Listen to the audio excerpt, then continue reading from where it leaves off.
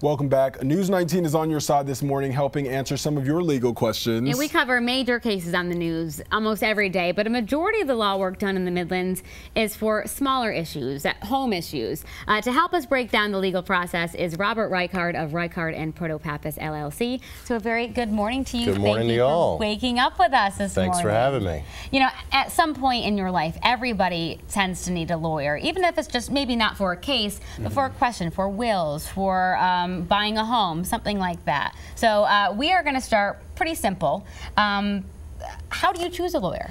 You know, there's many different ways to choose one. One is to ask your friends and family, people in your community, if you have a particular type of case, see if maybe they have.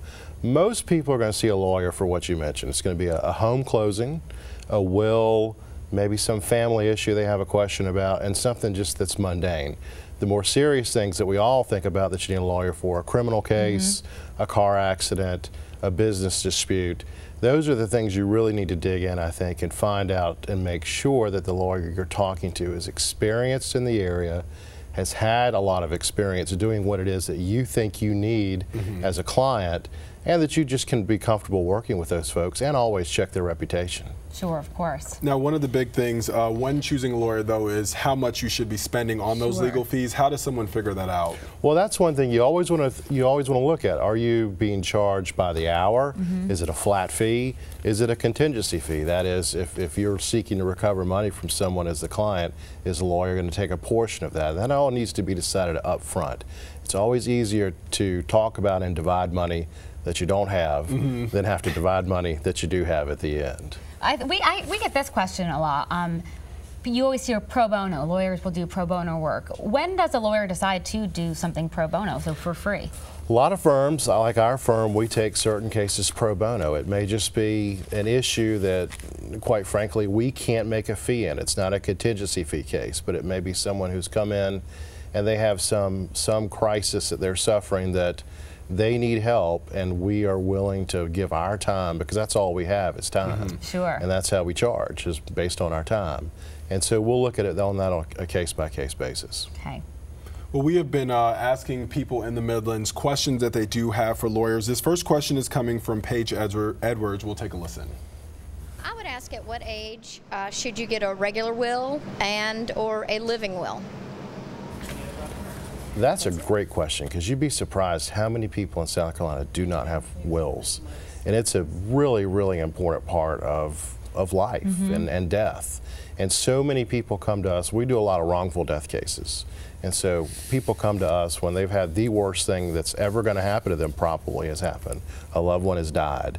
And it's just one more of those hard things you have to go through is, did mom or dad or my husband or wife have a will, not have a will? It makes it much more complicated in dealing with estates, somebody's car, bank accounts, check accounts. Everything that we normally deal with, if we're gone, someone has to do that. Right. And if you have a will, you've given specific instructions on exactly what to do with all of that property, and it helps your loved ones that you've left behind. So even if you think, well, I don't have a big estate, it doesn't matter. If you own a home or a car or have a checking account, you should have a will, because most lawyers in town are very reasonable on doing a very simple will. It's only going to be a couple $100s, and in the long run it can save your family, once you're gone, a lot of heartbreak. Right, and you know, I heard one of my friends that happened with their family, didn't have a will, and they ended up having, it took them months and months and months to go through these things, and she said, you know, the thing with that, I spent so much time focusing on all of these business type things that had to get taken care of that I didn't really have time to grieve. That's exactly right. You spend more time doing things that you shouldn't have to be doing, that you could be spending dealing with family issues and that sort of thing. So it's very important. That's a great answer, Robert. Okay, we do have a question from Karen Campbell now. Let's go ahead and take a listen.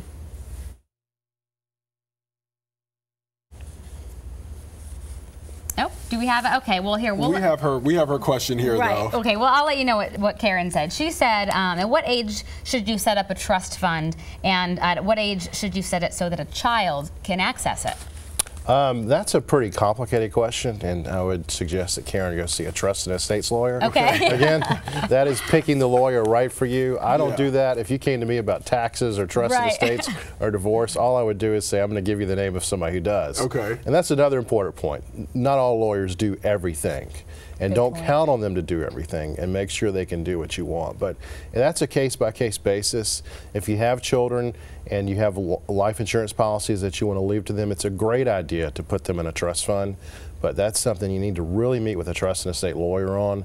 And it's a case-by-case basis. Sure. Looking at your kids, do I want them to have some access when they turn 18 and go to college? Do I want them to have some access when they're 25 and When getting they out of have college? kids, right, You the know, responsibility act. and if that's the plan, that you want to help them at those building blocks of life, a trust and estates lawyer can structure that for you. Great. Well, Robert, thank you so much for answering those questions for us. We're going to stick around, Okay, ask you some great. more questions while he's here pro bono for us, That's right? We're going right. to take advantage of it. Pro bono and early. Ah, it's great. Good morning. Okay, and if you weren't able to send in a question for us, for Robert, don't worry, you are in luck. We have an Ask a Lawyer phone bank starting tonight on News 19 at 5. That's right. Robert will be joining us again in a little bit, answering your questions. We're going to head over to Amy Aronson, though. A big question is, how will the weather be for us here in the Midlands today? Well, you know, it's not going to be as rainy as it was yesterday. It will still be pretty windy, though. Take a look at these wind gusts from yesterday. These are some reports we got from Williams-Brice Stadium. 45 miles per hour there in the city. That was also the case. 43 in Orangeburg, and then 36 in Fort Jackson. 34 miles per hour in places like St. Andrews. And that's all behind our latest front that has officially moved offshore. We are tracking another front. The difference here, this cold front will not produce any rain. Dry frontal passes. That will be coming through tomorrow.